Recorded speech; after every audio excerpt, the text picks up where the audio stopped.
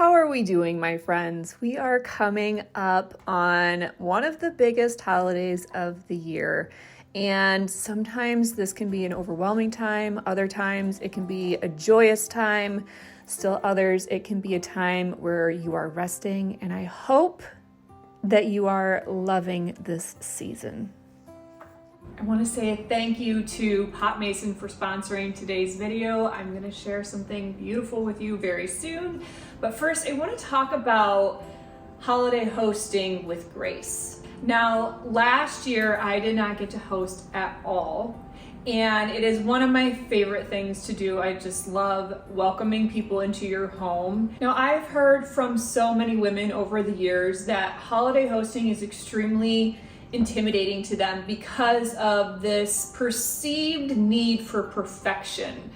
And perfection is so overrated, and that is something that is kind of a cliche thing to say. But when you think about when you personally have felt welcome and loved in somebody's home, I can almost guarantee that it had nothing to do with how clean the house was, or how perfect the food was, or how pristine the decorations were. And so today we're going to kind of break it down into 5 or 6 different elements that I feel are the things that you can focus on to give yourself a little bit of a checklist to stay organized, to be prepared, but also to set your mind at ease as you head into a holiday hosting season that can be very stressful and overwhelming. And those different areas that I like to focus on are creating a welcoming environment, making sure that it's clean, but not over the top clean. We're going to talk about that.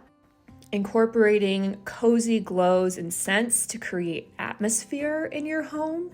And then, of course, we're going to talk about food, maybe themes or party settings, and events or games or activities that you might be able to use as you host for the holidays. So first, let's talk about creating a welcoming entrance, a welcoming home, and putting your best foot forward right from the beginning as your guests arrive. Now, I just did a very, very simple outdoor update this season. I didn't even use Christmas lights because it got cold before I was able to put things up.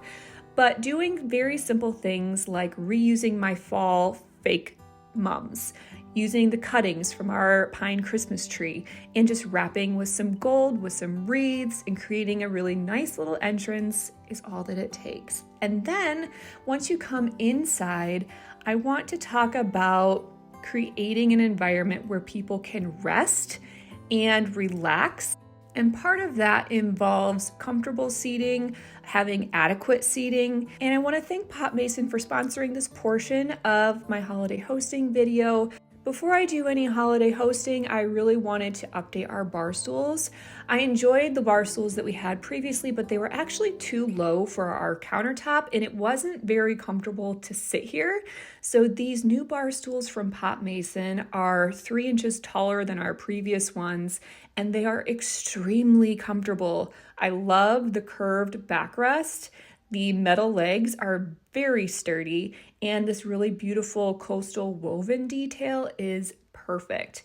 The cushions actually match the chairs that we have in our sitting area of the kitchen. Absolutely perfect. They are basically identical.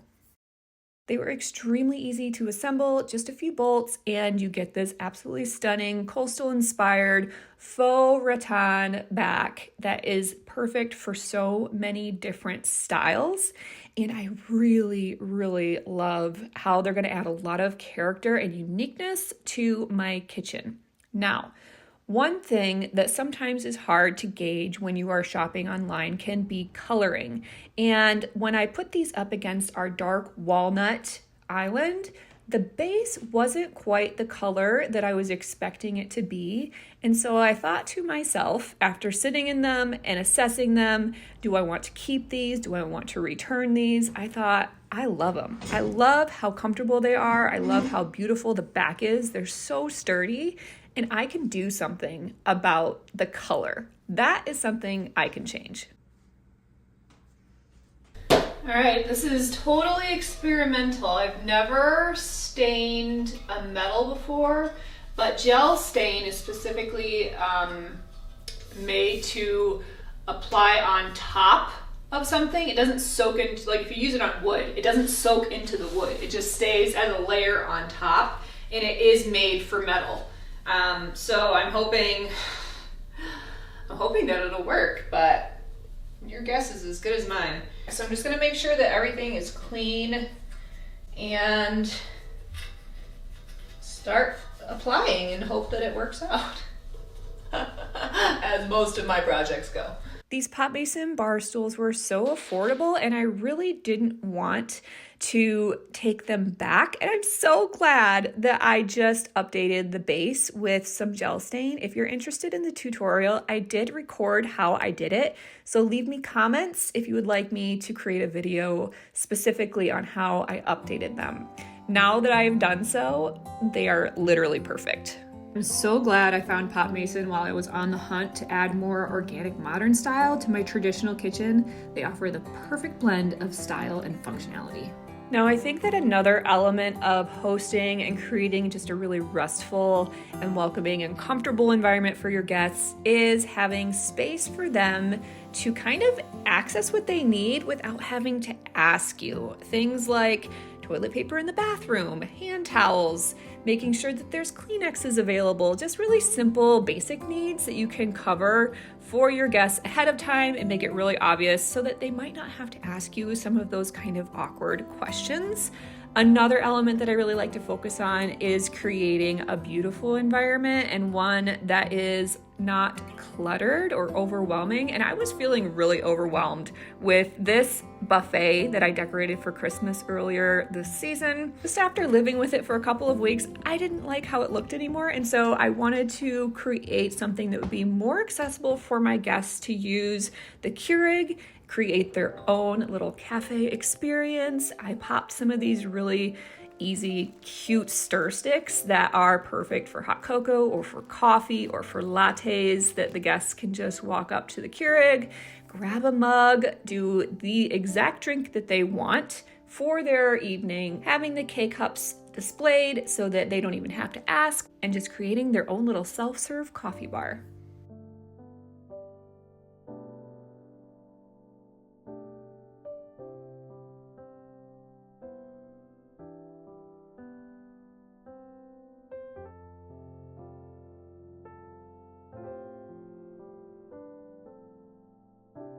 Now let's talk about food. I really love making homemade food for my guests, but I also know that it is extremely stressful to prepare an entire meal or 40 different appetizers or a 5-course entertaining extravaganza and still be able to enjoy the party. So sometimes I think it's good to do some store-bought goodies and then replate them. Now, this is a very basic example because I was almost out of these, but I just wanted to show very quickly, it's really easy to take something that's store-bought and make them more like bite-sized pieces and replate them prettier than this. To be honest, I was a little disappointed in myself, but that is a really great option. And in the past, I've shared my favorite foods for hosting get-togethers, and all of them center around items that you can put out and just replenish as they are eaten throughout the night very easily from the fridge. I really like to focus on foods like charcuterie and fruit, breads with dipping sauces, things that are really easy to prep ahead of time, to refill throughout the night, and not be slaving over a stove the entire time that your guests are here. These are great grazing foods and something where people can just kind of snack all night long. No one goes hungry ever. Now, there are a couple of really simple appetizer recipes that I thought I might share real quick. One of them is this roasted tomato bruschetta. It is literally the easiest thing you will ever make, and it tastes delicious. All you do is snap and slice a couple of cloves of garlic. I like the flavor of garlic, so I did like 5 or 6. Throw some cherry tomatoes. I did the colorful medley, just for a little bit of variety and flavor and color. onto a sheet pan, drizzle with olive oil, top it with salt and pepper and any other herbs that you like the flavoring of, and then you just pop that in the oven at 400 and roast for 20 to 25 minutes, making sure to stir, which I totally forgot to do because I was baking bread at the same time, so mine got a little toasty, but they were still really yummy. I'll show you in a minute. The other really delicious thing that I love to make is a homemade bread. This time I did a rustic loaf, an artisan loaf, really easy to do, really delicious and perfect for dipping. But I also really like to do focaccia. It is so flavorful, so fluffy, so easy, especially when you use my recipe, which I will link for you in the description. And it has a lot of variety that you can do to it with either red onion and garlic, or you could do olives, or you could do all kinds of different toppings, which are all in my recipe on the blog. Now, the next thing that is really imperative to do if you're going to host is to clean. And I think that this is probably one of the most intimidating parts of hosting is the overwhelming feeling that you have to clean your entire home. And if you are hosting somebody overnight, then that might be true. But if you're just hosting an evening party, then focus on the kitchen, the living room, and the bathrooms. And this little faucet cracks me up sometimes. Since it's touch, it does pop on when it's least expected, but I actually really love the features. One thing that I do love to note though is that no one wants to walk into a home that smells like bleach. That's not appealing, it's not super welcoming, and no one really loves the smell of bleach. I use Branch Basics. It's a fantastic all-natural cleaner, non-toxic, and I use it for literally everything. It has a very mild scent that dissipates very quickly, but I do light a candle while I am cleaning just to kind of help mask a little bit of that scent if I am going to be doing it the day that people are coming over. There are a few items that I really love to use for cleaning because they make it so fast and so easy, and I will link those for you in the description. Things like my Tinaco, which vacuums and mops at the same time, this little scrub brush, and more. The living room, I really like to focus on mostly tidying up, decluttering, making sure the coffee table is clear and open and has coasters for people to grab really handily.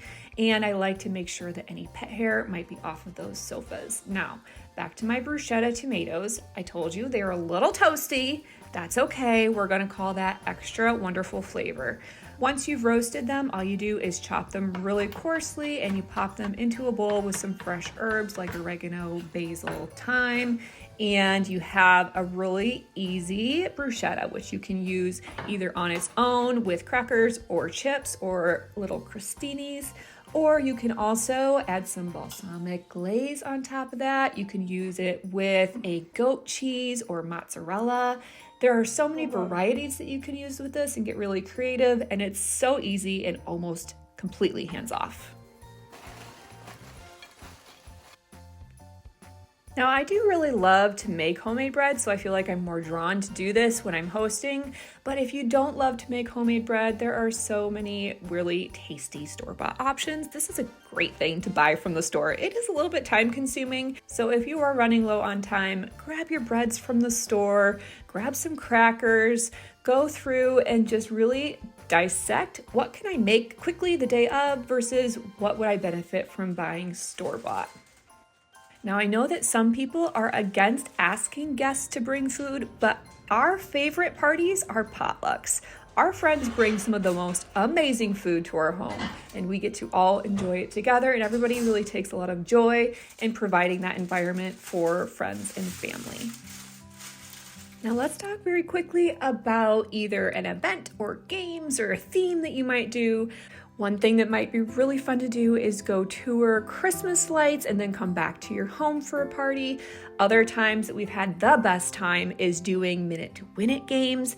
A bunch of full-grown adults acting like children is basically the best way to spend an evening. Other times we really like to focus in on games, and one of our favorites that requires absolutely no prep ahead of time or actual game that you have to go purchase is called Telephone Pictionary.